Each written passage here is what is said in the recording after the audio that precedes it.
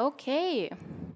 Hello, everybody, and welcome to the second session of the Practicals of Object-Oriented Programming 1. I'm here with Julia again today. So first of all, let's have a look what we will talk about in this session. So we will first touch on some organizational matters again before moving on to reading input and files in C++. We will then recap some topics you've heard about again already in the lecture, which would be destructor, copy constructor, and dynamic memory. And last but not least, we will go through a bit of a bigger coding example where we will also touch on topics such as shallow versus deep copy, which are very important when dealing with copy constructors.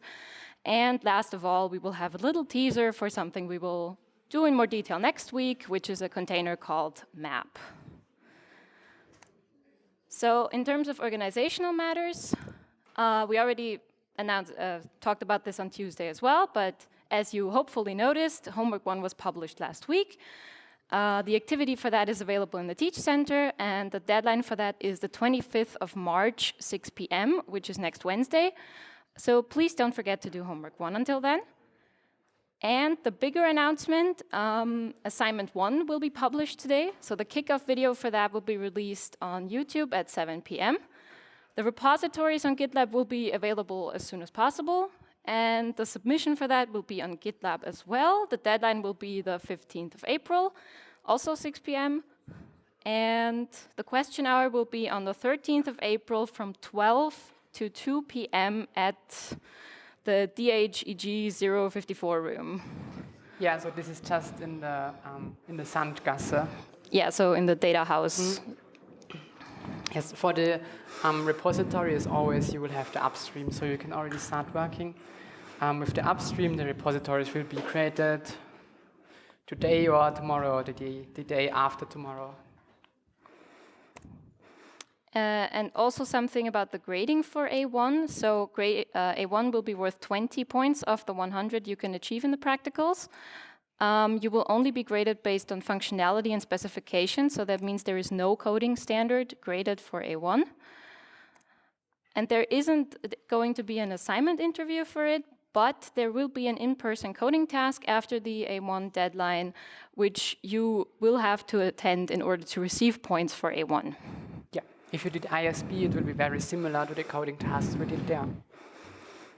And in general, for A1, you need to pass more than 50% of the public test cases, which in case of A1 are 6 or more public test cases. Otherwise, you will be deregistered from the practicals. This doesn't mean that you will fail the practicals, but you just can't continue and you won't receive a grade. Yeah, for more detailed information, you can look on our course website. There we have this flow chart where you can see when you are deregistered, how much points do you need for which grade, or you can also watch or take a look in the kick-off slides again, where it's also explained a bit more in depth.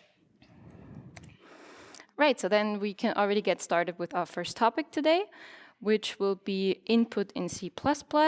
And in order to read input, we will first have a look at the standard character input, which is quite similar to the standard input we also saw in C already. So for that, we will do a tiny example here just to have a look at something. So here we just have a very simple main, and if we now just say we want to read in a number from the user, all we really need to do is do stdcin like this, which is basically the command for reading in something from the character input into this integer variable number that we've created here. And then we can also, for example, just print this number just so we can see what we actually read here.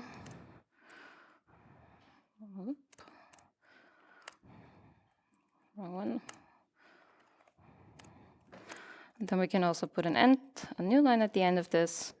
So really simple, just reading a number here really quick. So we can just compile this really quickly, execute it. So now we're waiting for some input, and now we can just do something like 1, 2, 3, 4. And you enter 1, 2, 3, 4. So quite straightforward. One thing that we should mention here is that since the variable we're reading into is an integer, we're also expecting an integer here. So that means if we enter something that isn't an integer, for example, something like ASDF or something, we will just get a 0 in here because that didn't work. And this ASDF will also remain in the input buffer. So if we maybe go back to the slides now, you could compare the character input like this to the scanf function that we already saw in C, where you also specify through the format string what type of data type you're expecting the user to enter. And if this data type didn't occur, anything that couldn't be read still remained in the buffer, and you had to take care that the buffer is actually cleared in order to get rid of the stuff in there. Yeah, so it's problematic if it's not of the expected type. Yeah, can you go to code? Maybe one more thing to note here is that the difference here between the angle brackets you write between stdc in and c out, you can somehow imagine this like with C in, they point to the number, so you're writing from the input into the number, and with stdc out, you point from the string into C out, so the string is going to be outputted. Yeah. Exactly, and something also to note about the character input is that it stops reading at the first white space it encounters. So that means if we try our example here again and we don't do something like 1, 2, 3, 4, 5, 6, 7, 8 with a space in between, we will only read the 1, 2, 3, 4 because it stops reading there. And if you were to, for example, now copy these 2 lines just right underneath, we could also see how this remains in the buffer by the fact that, oh wait, I've got to compile one more time. By the fact that we're not being asked for input a second time, despite actually putting it here again, because we still had some input left back here to be read into this call to the character input right there. So this really just behaves like scanf. If this now was too fast for you or confuses you, you can take a look at the ISB slides again and at how scanf handles these whole things with the input buffer, because it works just like that in here with a bit of a different syntax.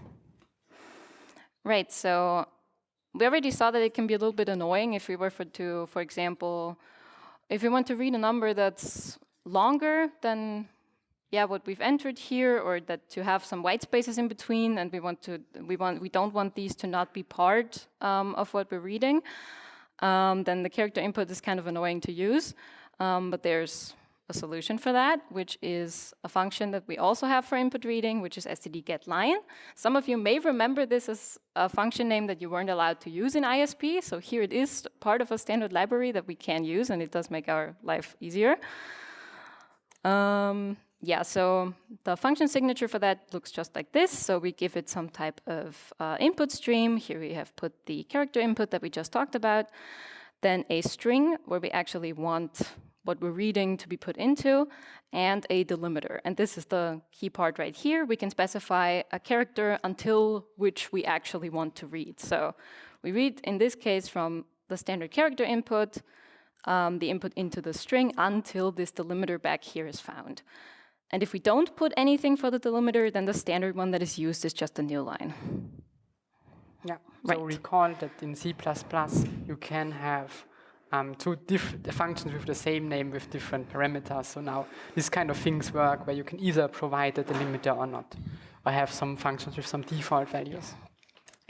Right, so if we now go back over here, and we just change this up a little bit, so we've already included string at the top. And if we now just call this line or something, and we now don't actually use the cin stuff anymore, but we just put std_getLine, and as we've said, we put stdcin, we put the line, the string we defined up here, and nothing for now because we just want it to be the new line. We can try this again, and here we need to print the new line, the line again. And if we execute this now, we can just do something like 1, 2, 3, 4 ASDF and like a space in between, and it will be read just as is because it reads until a new line. You could, of course, put something else here as well. So if we were to do something like, for example, a dash or something, and We copy these again. We could also do, and down here we want to read until the new line. We could also do something like this 1, 2, 3, 4 example that we had, then a dash and the ASDF. Then we have this as two separate get line calls again. So the first one reads until the dash, not including the dash, of course. And the next one reads the ASDF, not including the new line. Right. Yeah. Are there any questions on that so far? That may have been a little bit fast. Yeah, also similar to, I think, fgetS that you used in C. Also with providing this stdc in, where you provided std in with fgetS in C. So many similarities. Right. Yeah, so then let's move on to files. Well, just as in C, they work pretty much the same in C++, not from the syntax, but from how we use it. Namely, that we can now use some input file stream to read from a file. So sort of like the file pointer that we had in C. Then we can check if we actually opened the file, if this worked with the isOpen method that we call on this stream.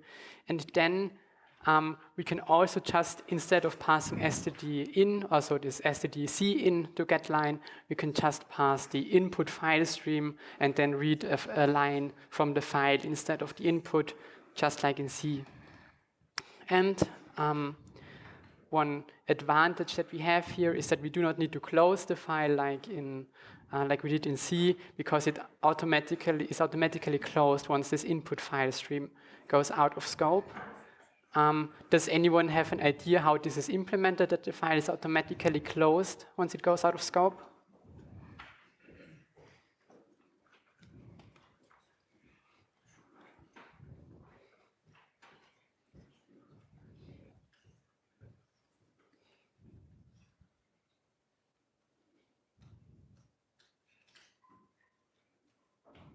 Yes? Yes, exactly. Using the destructor. We said when, I think you heard this last week, that with the destructor you can do some stuff once such an object goes out of scope. And this is exactly how this works here. So, but let's try to implement this. We'll talk more about the destructor later. So we said we needed this input file stream. And we can just create this by passing a name of a file in here to the constructor of this input file stream. I think we have a surprise.txt in here. Yeah, and we need to include it, which is just fstream for file streams. We had IO stream for input-output to the command line, and fstream now for input-output with the files.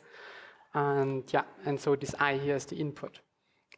Now we of course need to check if the file was actually opened, because just like in C, it could be that it doesn't exist. And if you want to open a file for reading and it does not exist, this does not make that much sense. And then maybe let's just return some error code if it does not exist. And then, well, how do we read from a file? Let's just use std getLine. And the first parameter, we have here this I stream. And previously, we provided this stdc in, which is just a stream for the standard input. But now, let's just provide the file in here to read from the file. So it's just the same. Then let's create some variable where we want to read this into. And yeah, let's not provide a delimiter. Let's just read the line. And then let's just see out this line so then we can read it. Maybe another question.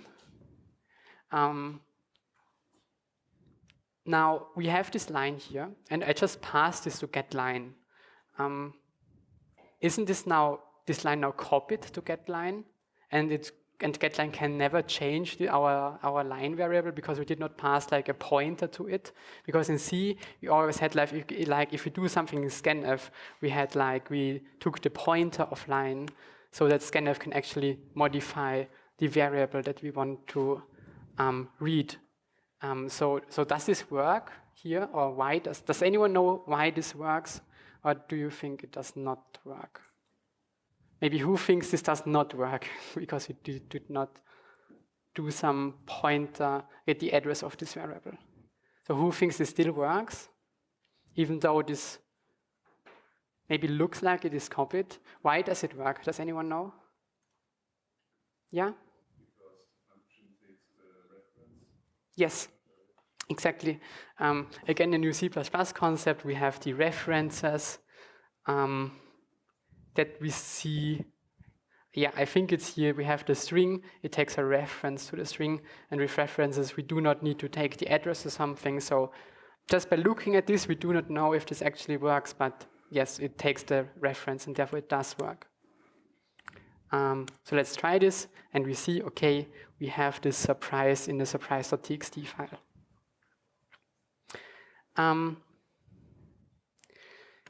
But now, let's check what happens if we try to read another line, even though the file only contains one line. So here, really, there is only one line. We do not have a new line at the end. It's just this. What happens? Let's check. Well, if we print surprise 2 times, which can be surprising, but the thing is, it just did not change the line. So it's just the line that we had before. We actually need to check if getLine did read something or if it encountered end of file. How do we check this?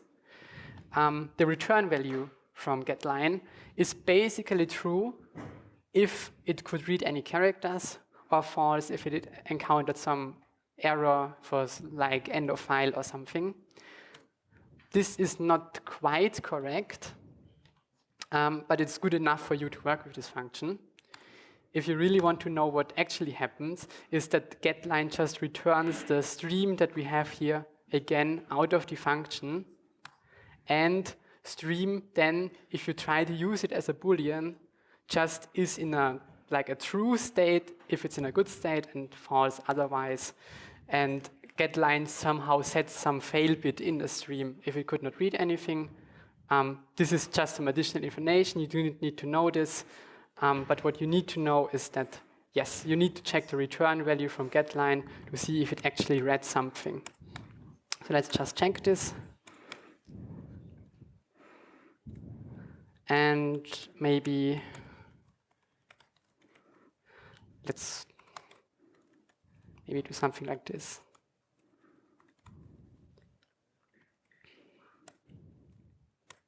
And yeah, now we can actually see that indeed getLine returned something that is false. So we got into this end of file here instead of printing the line. Maybe let's write now some second line into the file. And now it reads the line, and we can actually still print it. And with something like this, you can also maybe already see that with this getLine function, if you use it like this, and also in the if condition here, it is also very easy to sort of loop through a file and kind of keep going until the end of file to extract all the contents that you need from it. So this is a very convenient function in that regard, which may or may not be useful for A1 as well. Before we move on, are there any more questions about files and reading from standard input? You will need this for the first assignment.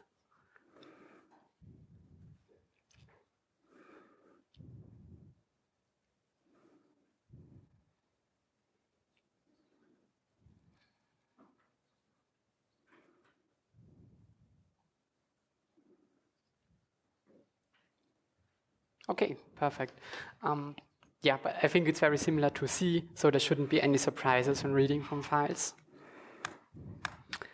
Right. Then let's continue with some more advanced topics that you already heard in the lecture that are not just some files or reading from the input. Yep, and the first one we will have a look at here again is the destructor, which you've also heard about in the lecture already.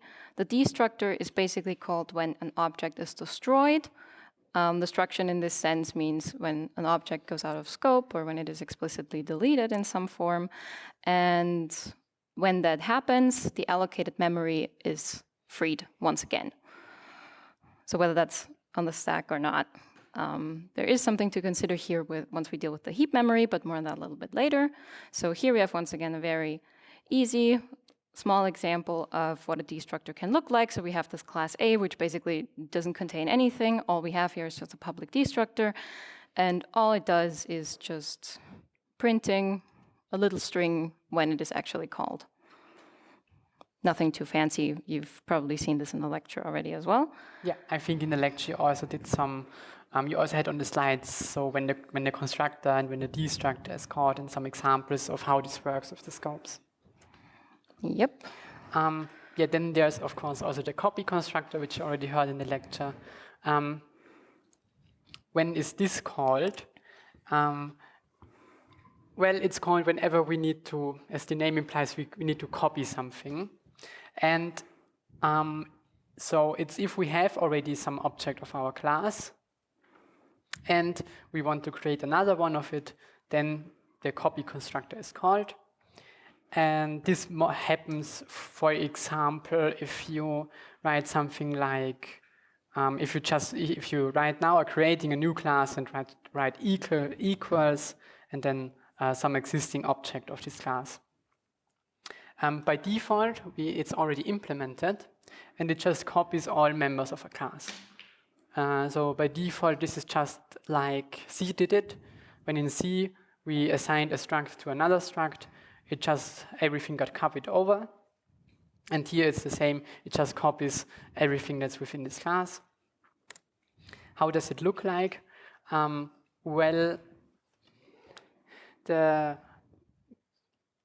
maybe it's just to remember this easily.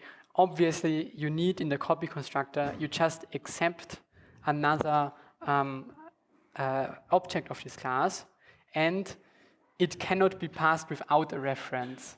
So if you think about it, if you would remove this reference here, this would not make any sense. Because we know that an object is copied if you call a function and not pass it by reference. And this copy would call the copy constructor. So this would kind of be like an infinite loop, because to call the copy constructor would need to make a copy. Therefore, this has to be a reference. And it is also const, because we do not want, if we copy an object, to change the object that we are copying. Yep, and then we also had a look at dynamic memory in the lecture, which is also, at least if you look at the syntax, quite, I would argue, similar to how it is in C. Just instead of malloc and free, we now have new and delete. So if we do something like new int here and with the curly brackets, we just create one new integer on the heap. We once again have an integer pointer back here pointing to the heap. And we can also just create an array on the heap like this, and with the array brackets back here in order to create 5 elements on the heap with a pointer pointing to the first one. Just with delete, we need to be a little bit careful that just the keyword delete only is for deleting a single element, but the delete with the brackets here is actually for deleting an array. Otherwise, yeah, you probably see that this looks very similar to malloc and free, as we had it in C.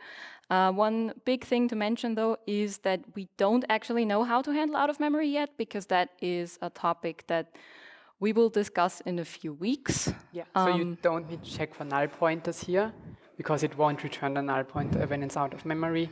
You will hear more about this soon. Yep. Right, so that already brings us to our bigger coding example. Mm-hmm. So what are we going to do? Yes, just something that many of you already did many times in C. I just want to have some dynamic array on the heap. And because this is C++ and we want to encapsulate this in a nice class, we want to create a class vector because it's like similar to the built-in vector of C++, where we just have an array on the heap of integers. We of course also need to store the length of this vector. Yeah, because now this is the advantage that we always know how long these are. And then, because we just learned about this, we want to use this now. We use the constructor to allocate memory and the destructor to free memory so that we never need to worry about manually calling free on this array. It's just automatically done for us whenever we use the vector. Yeah, I think we already have the file. The first thing we do is, of course, always doing the header guards. Something like this. And now let's implement our vector.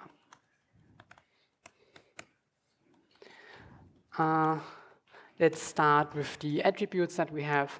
Well, in the slides we said we want to sort the array and the length. So we have, we want to store the array as an integer pointer. So because we want to store integers, and we want to store the length. Now, what do we want to do in the constructor? Well, the constructor should just take the length of the vector that we want to initialize it with. So it should just give us the length, and yeah, then we want to initialize the length. And what do we want to do for the array? Well, we could do this, of course, within the constructor. So we could do something like here, something like array equals new integer array of length. This is probably how we would do it now after reading the slides. But because we know about initialization lists, we can just call this new in here and just allocate the memory while we in the initialization list, because we do not need to check for out of memory. We just allocate the memory and store it in the pointer. I think C++ is now going to complain because I switched the order of these around, but let's see. Okay, let's try just to include the vector.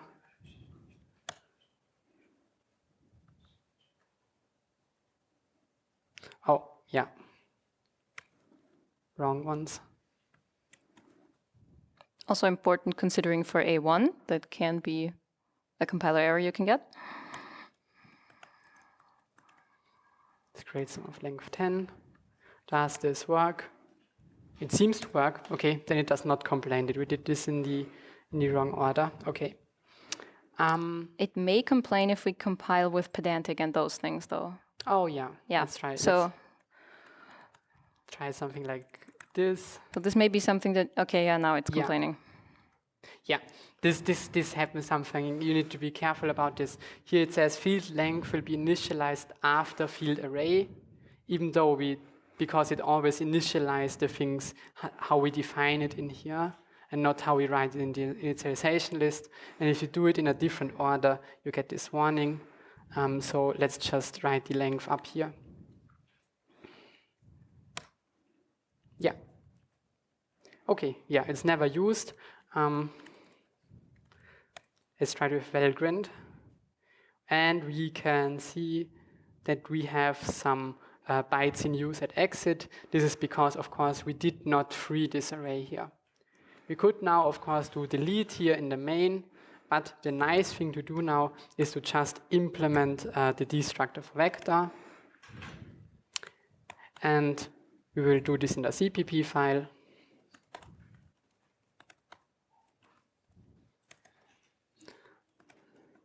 And just like, we just implemented like any other method of the class, like we showed you last time, just specify that it's from the vector class. And what we do now is that we just delete the array in the destructor. yeah, now we need to, of course, compile also the vector.cpp.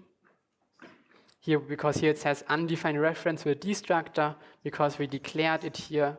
But if we do not compile this file, then it does not implement this. Then let's see, in use at exit 0 bytes. So it seems like the destructor is called and it automatically frees our array. Now, of course, we need to do, we need some methods to actually access this vector. So, and we know from the, we know from the vector in the standard library that it has this add function. So maybe let's try to implement this, and let's implement this add to give us the integer as a specific index. Of course, I'll implement it in the CPP file. This is returning an integer and just taking the index. And now the add function in the vector also checks if this index is within the bounds of the vector. And I think I'll do this too, just so, because now we can, and this is very nice. So we check if also this is greater than 0. And then we return the array at the index. Because this is an actual array and not like a C++ standard vector, we cannot use the add method. So here it would still crash or not crash, or just something unexpected would happen if we go out of bounds here. And here we would somehow need to return an error, but we cannot do this really yet, because if we return -1, well, this -1 could just as well be stored in the vector. So you will see how we can handle stuff like this in the future. Just right now, I'll just loop forever if this happens. Yes, this is the same reason why we also don't know how out of memory works yet. This is just a concept that we will touch on in a few weeks. So maybe let's now try to initialize this, because with a vector with C++, we could do something like this. And then vector at the 0th index and then print it. But it does not seem to work now. Does anyone have an idea why we can't just do it like with the standard library vector?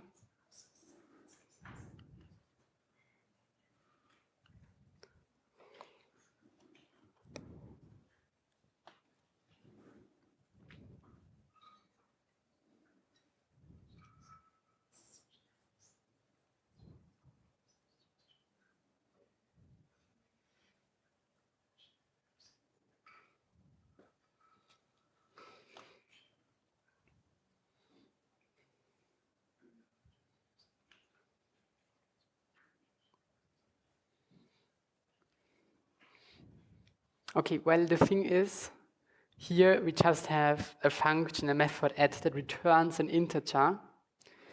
And this is, we cannot assign to this, because this is what we get here is just the copy of this integer that is within this array. And we cannot assign to this because this is just a copy that is never stored anywhere.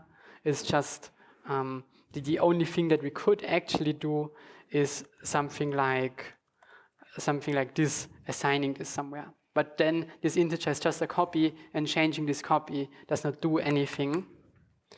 Can anyone propose a fix at what we could do different so that we can actually assign to this value within the vector at the 0 index? Yeah?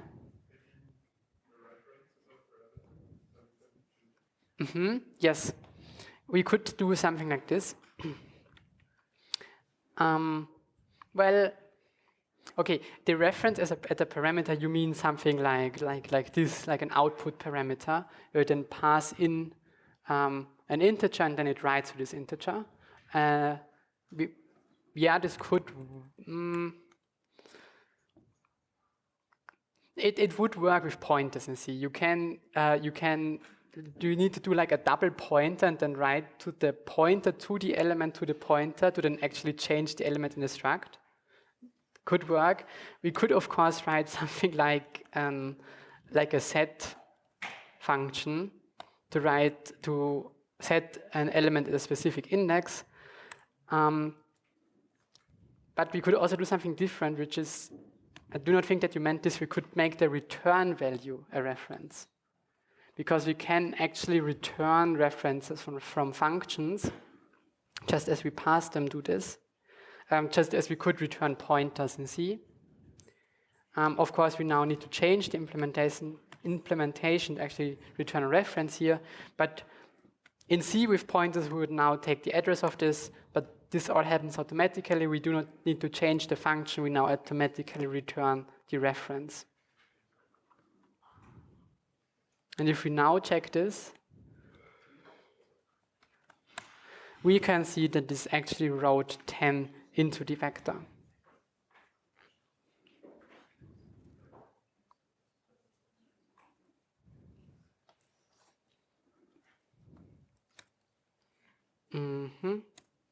Maybe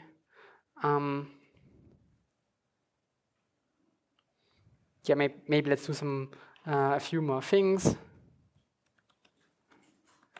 Maybe let's write a function which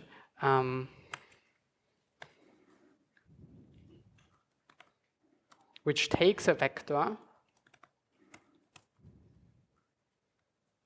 and then actually initialize this vector. And what we do here is, well, we need to actually loop over the length here.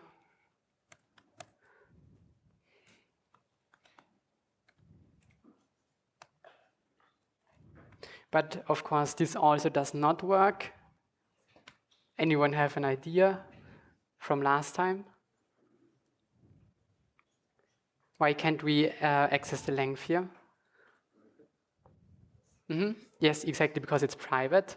And what did we do last time to get some property of this class if it's private? Yeah. Yeah, exactly. We just implemented a getter. We just did this in the header file, and now we just return the length. So implementing these getters, according to our style guide, is fine if we just implement them in the header like this for such short functions where we just return something. Maybe a small in-between question for the getter as well. What could we also always add to a getter? A certain keyword, yeah? Const, yeah, we can add const there. Why can we add const? Sorry? Almost. We're not changing the object that, the object that we're calling the getter on. We're not changing it within the getter, so yeah, exactly. Okay, now, if I now do this here, initialize vector, and maybe now let's, I don't know, print the fifth element. Do you think this will work? Who is for that? Who thinks this will work? Who thinks this won't work?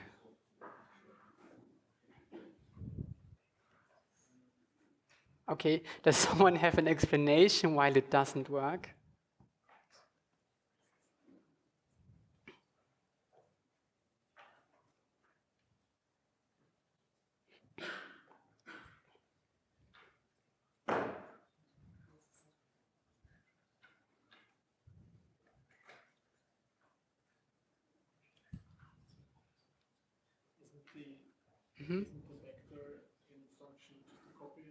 Yes, this is exactly why it does not work.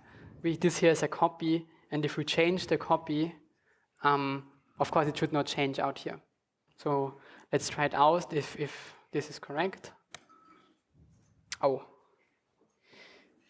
Now this is weird, because apparently it did work. We did get a 5 here at the 5th index, but also we got some issue with double freeze.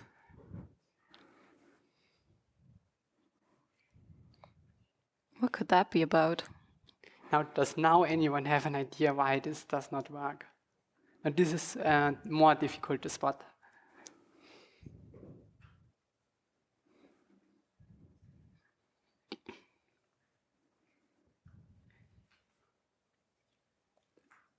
Okay, well, I don't know how to fix this, so Tanya, you can take over now. I think I can try to fix it, but first we can just really quick go back to the slides for a second. So what is actually the problem that we have here now? Well, we talked about the copy constructor before, and we also mentioned that the default copy constructor is automatically generated. But the problem with this is that we discussed that the copy constructor just literally copies, the default one just literally copies the elements from one object to the other. What does that mean in terms of what we copy here? We are copying the pointer, but the pointer just points to the memory segment on the heap. We're not actually allocating memory again on the heap and receiving a new pointer for this new memory area. All that happens is that we now have 2 pointers that point to the same array. So what happens is that the destructor of both objects tries to delete exactly what the pointer is pointing to, and we have 2 pointers to the same array. Ergo, this ends up being a double free. So this is the concept of a shallow copy. So we have our object 1 with a reference, in this case this is just our pointer, to some data segment. And the default copy constructor is only able to create such a shallow copy of an object in the sense that if we have something pointing to a heap segment, for example, we really only copy the pointer pointing to it and not anything else. Yeah, like it's just the memories copied that is stored in the class, and not, and we just copy basically the address of this. And this is also why it actually assigning the 5 in the function worked for the object in the main. There were 2 different vectors. They were copied, but they were both pointing to the same heap segment. So both actually saw the changes that one did. So how can we solve this? The solution is that we enforce that a deep copy is created of the object and not just a shallow copy, and we do that by explicitly implementing the copy constructor. So we don't let the automatically generated copy constructor do this, but we define the copy constructor ourselves and actually more explicitly say, okay, we want to allocate new memory here, we want to copy each element over into this new array so that this works as we actually want it to work. So we're going to implement this in a second, but as opposed to the shallow copy, what we want to do is that we just have an object 1, which is pointing to this one data segment, and we just want to create a new data segment for our second object with a pointer to the second segment and copy over the data from the first one into the second one. Right, we will touch on that in a second. Right, so what we need to do here then is for the vector, we need a copy constructor. Whoops. Need to change the keyboard layout. Right. So as we said before, for this we want a const reference to an object of the same class again. So this is how we declare it, and then we need to go to the vector CVP and actually implement that here. So if we have a look at our parts of the vector class here, what do we want to do? So first of all, we also want the length, of course. We just literally want to copy everything this object has for us. So we want the length, in this case, of what we're constructing here to be initialized with the length of the object we're passing here by reference. So this is what we want to copy. So we can initialize the length here with other.getLength, or although I think in this case we could also just put it like this because we are in the class itself, so this does work as well. Maybe this is really something new that we are doing the first time now. You can actually when you're inside of the class vector, you can also access the private attributes of other vectors, not just the one that you're currently in, but right now you can also see that we can access the length of the other one.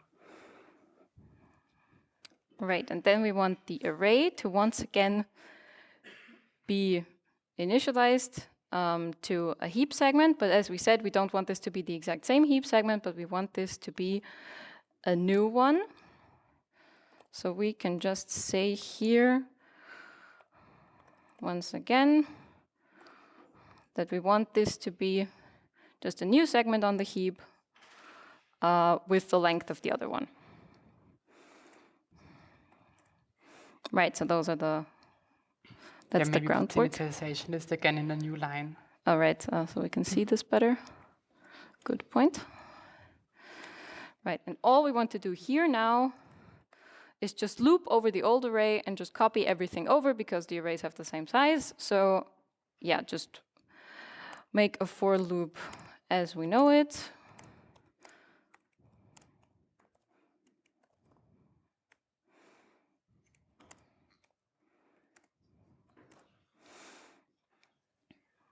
And then we just do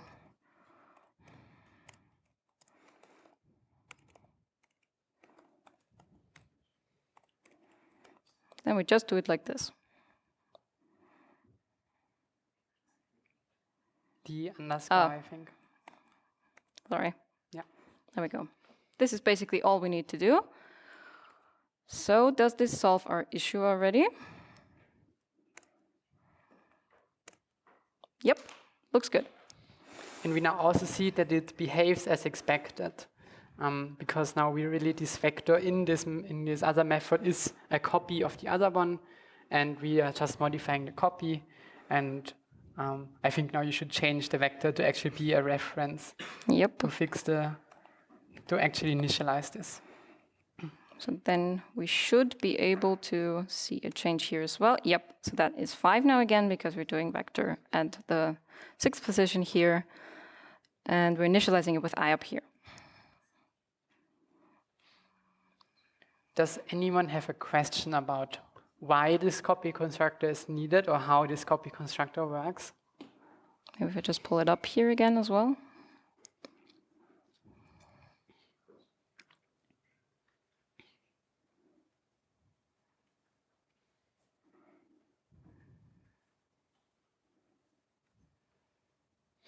Maybe let's raise hands. Who understands the problem if you do not have a copy constructor? Why this does not work?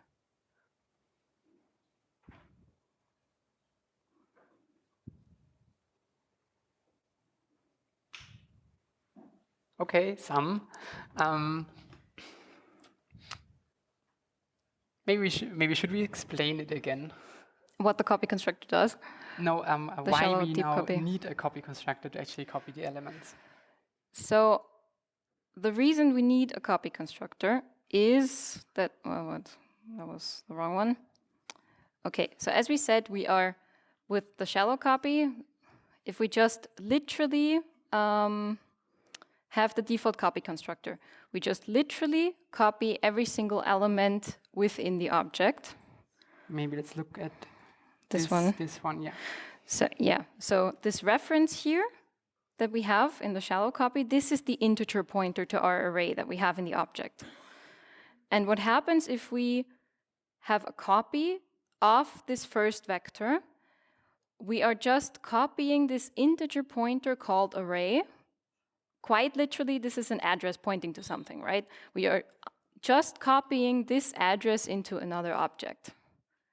Yeah. And we're freeing whatever is at that address when we call free. But we have two objects, and if one of them is destroyed, everything is fine. But if the second one is destroyed, it also tries to clean up everything that is related to the second object, right? So that is why it tries to double free this data segment. Maybe if we look at this main here, if we look at what each vector is, if we do not have this reference here, from the slides, our object 1 is the vector that we have in the main here. Okay, we have a vector with length 10. And then we call this initialize vector function. And here this is not a reference. And we learned we are copying variables if we pass them to a function without a reference or pointer. So this vector is copied. But if you do not have a copy constructor, the thing that's copied is just like assigning array equals other dot array. So we just copy the pointer. And what we end up with is that this is the vector in the main. This is the vector in our initialize function. And they both point to the same array on the heap. And now, well, this is already the first issue because we do not want this. We do not want that if we copy something, that actually they are not a copy, but just somehow still reference each other. But when we see the issue, once the vector that we are copied into the function, once this function returns down here, the destructor of the vector that's copied into this function is called, because it just lives for this function. So what happens, of this function, the destructor is called. This data is deleted, because we do this in the destructor. But object 1, the vector in the main, still exists and points to somewhere that is already freed. And if we now access this is undefined behavior. And if we try to free it again, we see the error. And since we now have the copy constructor, what actually happens when we do copy the array that we pass here is that we call this function that we defined right over here, the vector here, and we copy everything. I mean, maybe it also helps if we call this like vector 2 or something, just to have like a little bit of a difference between these two. So what happens is that here we pass the vector, which is from the main. And we then call the copy constructor. So this vector 2 is initialized with what is in the vector in the main. So this other is basically the vector in the main. So what we're doing here is we're saying vector2.length should please be vector.length, and we're saying vector2.array should please be a new segment on the heap that has the length of the vector in the main's length. Yeah, and otherwise, basically, if you do not do this manually, it would just be vector2.array equals vector in the main dot array, and we just copy the pointer. And here we're also just copying in the end all the values from the vector in the main here, so the other dot array at position I, that is the vector from the main. We're copying that over into the vector2 array. So that is what's happening in here. Maybe a little bit confusing because like with the naming and all that, and the fact that you don't like explicitly call this copy constructor, but this more happens like under the hood, so to say. But yeah, who feels like they understand it a little bit better now? Okay, I would say that's great. Then maybe to take our mind off the copy constructor, do we have a little bit more fun with resizing the vector? Mm-hmm. I mean, there is one small thing we still haven't mentioned about the copy constructor at the end of this. Oh, yeah, right. There is another option if we don't want to deal with this, even on accident. We can just explicitly delete it. So that is also an option, but that also means that we can't copy an object like this, like we saw here when we pass it like this to a function. That will lead to an error. But it is possible to also do something like, okay, maybe not in the CPP file, but in the HPP file. We could technically also here, oh, whoops, that is caps lock. Just say delete. That is possible, but then we will always get an error that, oh, you're trying to copy something, Oops, sorry. even though it's deleted. Ah, right. Cannot be referenced, it is a deleted function. So that's the type of error you get then, but you can just delete it as well, just to avoid kind of falling into this drawback or this kind of trap, so to say, with the shallow and the deep copy. Yeah, so this is kind of like the rule that you need here, and that if you have a destructor where you need to clean up some memory, then you always need to implement or delete the copy constructor. Maybe just At the beginning, you can, if you do not want to think about it, just delete the copy constructor and then think about implementing it once you actually need the copy constructor. And if you never need it, you can just leave it deleted, Yeah. because then it doesn't make a difference for you and your project. Yeah, maybe let's try, because this is a bit, let's not delete it, but this is a bit different in C++ than in C. What happens if we actually want to reallocate some memory to make it bigger? And therefore I'll increase, do something like this, new length, resize, implement it in the CPP.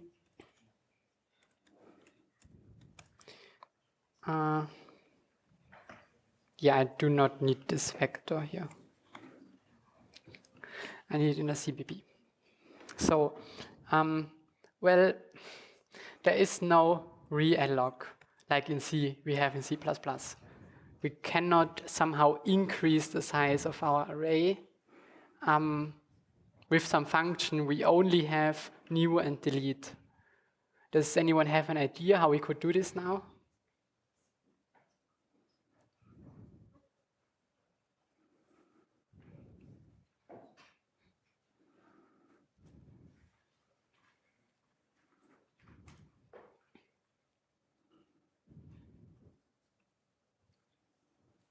So how could we implement resizing this vector to a bigger or smaller one while only using new or delete?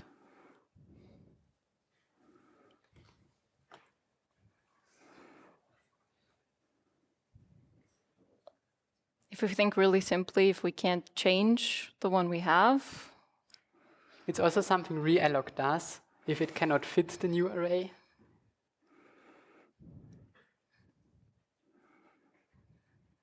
Who remembers from ISB? What does realloc do if the array does not have space to be increased where it currently is in memory? Or maybe put a bit differently, if when we actually, why does realloc actually return a pointer?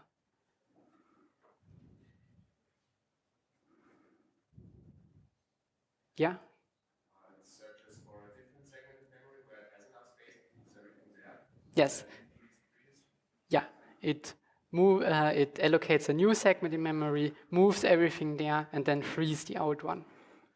And because we do not have any realloc, that's what we need to do manually now.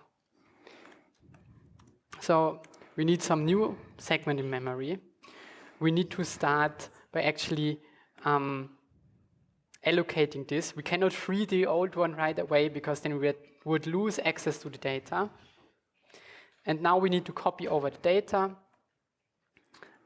Same as before, we need to loop to the new length. And this is now important. We need to loop while it's smaller than the new length and while it's smaller than the current length. We need this if we do not resize it to a larger vector, where if you do make it always with larger lengths, then new length would suffice. But if you want to reduce the length of the vector, then new length would be the other way around. We need to iterate to the new length if we want to reduce the size of the vector, and we need to iterate to the old length if we increment the size of the vector, because otherwise we would go out of bounds with the new array or with the old array. So we need to check to be in bounds with both. You can think about this a bit more at home. And then we just copy it over from the current array. And then once everything is copied and went fine, we can actually delete the old array. Then we can set the old array to the new array, and we can set the length of our vector to the new length. And this may now be the syntax that you remember from C as well, that we set the, so to speak, the realloc, quote unquote, that worked to the new array value once we know that it worked. yeah, maybe if we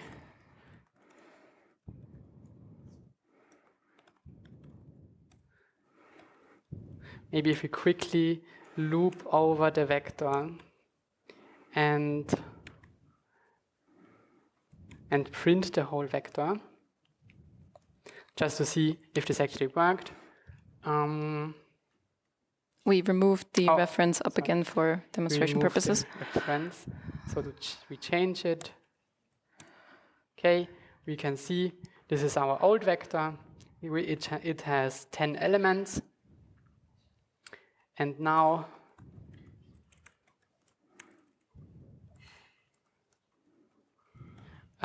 let's print a new line and then try to resize this vector to some, maybe let's do it to 20. Then let's call initialize vector again for this vector to set these elements, and then let's print this, and let's print it again. Let's see if this worked. First, we got from 0 to 9, and then from 0 to 19. So actually, incrementing this worked. Let's check with Valgrind if we have any memory errors. No, it does not seem like we have any. And the last test, decrementing the size of the vector from 10 to 5.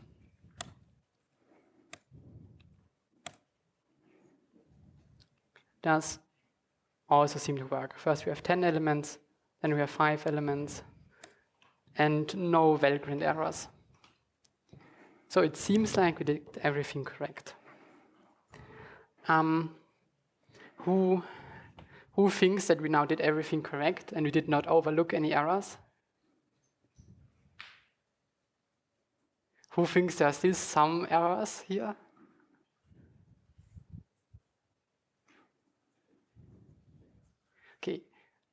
Okay, it's 1 vote for errors, 1 for no errors. Well, I at least hope we did not make any errors and it's actually fine now. Up to some things we did not cover in the course yet. Yeah, we have one more thing, I think. One more small thing, yep, which is more of a teaser for next week than anything else. Also because it's relevant for A1, which is released today. We have a little teaser for another container that we haven't seen yet. So we've talked a lot about the vector before, but there's also something called an STD map. So what is a map? Well, a map is just a container for key value pairs. And it basically just implements a mapping from unique keys to some type of arbitrary values. So you always have one key that maps to exactly one value. And what's important is that the data types of the key and the value can be different. So you can map to completely different data types to each other if they have some sort of connection to each other that is relevant to you. Yeah. So we just want to. We won't go very much in depth now. It's just quickly for the because it occurs in the first assignment, and you need to use it in the first assignment. So we just want to show you the basic idea of it. Next week we'll really go more in depth and explain how this map actually works. But just so that you have seen it once, we'll do it now, so that you're not like you don't know what this is when you look at the assignment today. Yeah. So basically, all we're going to do is that Tuesday. Tuesday we already created this ingredient and recipe classes, if you remember. For those of you that weren't there on Tuesday, all we did here was a simple little class which, for the ingredient, contained the name of the ingredient, a unit, and an amount. This unit is an enum class right here with a couple common unit values that we just defined. So one such use we could do for a map is that, for example, this print here is quite long, as we can see. The switch case takes a couple lines. A map is very useful for something like this. So first of all, you need to have the correct keyboard layout, step 1. Step 2, include map up here, which we've already done. And then you can just define a map like so. Then we have our brackets here like we had with the vector. And here we want to put first, what data type the keys have, and second, what data type the values the keys map to have. So here we want to map our unit to some type of string, because that is basically what we're doing over here in this print function. And we can just call this like... Yeah, it's somehow like a vector, but you specify the type with which you can index it. Yeah, so we're just going to call this like unit string mapping, for example. Now for each of these key value pairs, we once again use curly brackets like this, and we separate them with a comma. So we want 4 entries in this map for the 4 different strings that we want to print. So first of all, what we want to do is we want to map our gram to the string G, as we've done over here with the explicit print right there. And now we just want to do that for each of the units that we defined. So we want our unit to actually map to unit. And so the milliliter to actually map to the milliliter string. And the teaspoon just to the string for the teaspoon, just like this. And that's already the map we're doing. So now we have a mapping from each of the different unit types that we defined on Tuesday to each of the strings that we want to use when printing these, in fact. And all we need to do over here now, so if we just put this a little bit more in focus, this is what our print function looked like. So we just had like these 2 cout statements around the switch case. So what we can do now is we can just say goodbye to the switch case, because we do not need the switch case anymore. And all we need to do now is just do unit string mapping. So this is this map that we defined over here. In order to print whatever our current unit type requires, we can just say unit string mapping dot no at unit. So kind of like we also have the add operation here, like we did with the vector, but in this case it doesn't actually directly map to an index like with the vector, but it maps to whatever value the key we provide in here maps to. So this add is now expecting some type of unit, which it's getting here. And for example, if this whatever we're printing right now would be gram, and this would be unit gram, then this will just map exactly to this G string right here, and this would just print that to the console. Yeah, so you can either imagine it like a vector, but the indices now are units, or you can imagine it like a function mapping units to strings. But yeah, if this was too fast now, we'll cover it again next week. I will just try to print it so we can just see that this did not actually expected unqualified ID. What happened there? You did not save the file. Oh, classic. Gotta hate when that happens. Okay, here we are. Right, so we can see now, for those that remember from Tuesday, this was the print that we did there. We can see that the G and the teaspoon still works. And basically, instead of using this whole switch case, which took about 10 lines or something, we can just do it like this.